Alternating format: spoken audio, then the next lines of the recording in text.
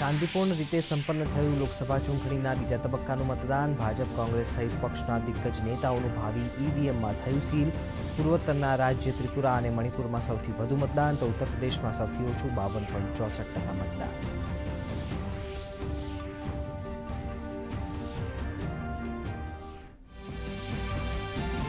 उत्तर प्रदेशना बरेलीમાં ભાજપના વરિષ્ઠ નેતા નરેન્દ્ર મોદી અને યોગી આદિત્યનાથનો રોડ શો. બિહારની જનસભા દરમિયાન કોંગ્રેસ પર શાબ્દિક પ્રહાર કરતા કહ્યું કે ઇન્ડી ગઠબંધન ઈવીએમ અંગે ઉત્પન્ન કરી રહી છે શંકા. એમણે તો મતપેટીઓ લૂંટી છે.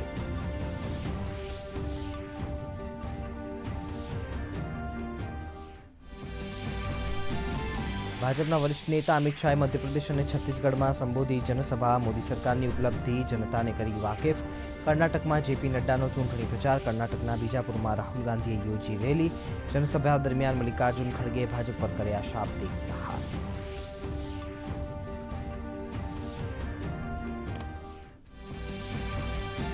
ડોક્ટર મનમોહન સિંહના વિડીયો સંદર્ભે ભાજપ નેતા અમિત શાહે કહ્યું કે દેશ પર્સનલ લોથી નહીં, યુનિફોર્મ સિવિલ કોડથી ચાલશે.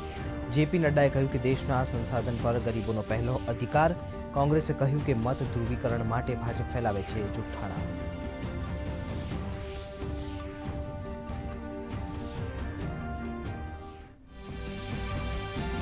કોંગ્રેસે સસ્પેન્ડ કર્યા બાદ કોંગ્રેસ નેતા નિલેશ કુંભાણીએ સોશિયલ મીડિયા પર પોસ્ટ કર્યો વિડીયો.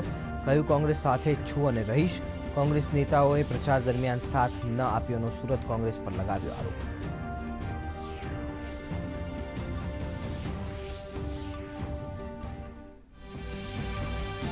તો બીજી તરફ સુરતમાં ધારાસભ્ય સંગીતા પાટીલે મહારેલીમાં જીતનો વિશ્વાસ કર્યો વ્યક્ત. તો દમણમાં કોંગ્રેસના સ્ટાર પ્રચારક મુમતાઝ પટેલે કોંગ્રેસના ઉમેદવાર માટે માંગ્યા મત. તો અમદાવાદ અને વડોદરામાં કોંગ્રેસના ઉમેદવારે કર્યો જનસંપર્ક.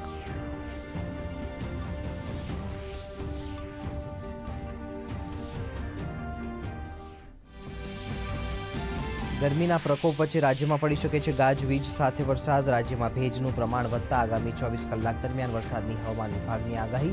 મહીસાગરના લુણાવાડામાં વરસ્યો હળવો વરસાદ.